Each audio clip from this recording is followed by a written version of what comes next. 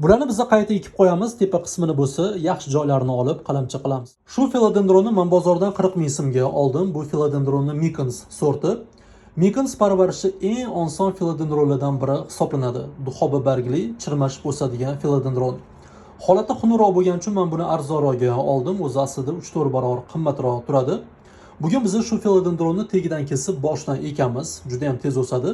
Qolgan qismini bo'lsa qalamcha qilamiz. Mana tuyagidan chiqazdik, ildizlari sog'lom. Endi 4-5 sm qoldirib, tepasini kesib tashlaymiz. Tepasi juda ham xunuk bo'lib ketgan, boshdan o'stiramiz. Do'stlar, mana ildizi bor shoxlari 11 ta chiqdi. Bularni biz qayta ekib qo'yamiz. Obuna bo'lib qo'ysanglar, xudo xolasa men sizlarga natijalarini ham ko'rsatib boraman. Yozda mana shu stand-up susni ham biz xuddi shunaqa qilib ekkanmiz. Tepa qismini bo'lsa qalamcha qilamiz. Mana shunaqa yaxshi joylarini olib qalamcha qilamiz. Mana ekib qo'ydim. Bunisiga 5 ta, bunisiga 6 ta.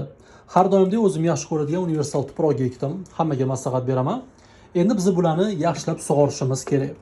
Yaxshilab obdon sug'oringlar. Tuproqni hamma joyi nam bo'lsin.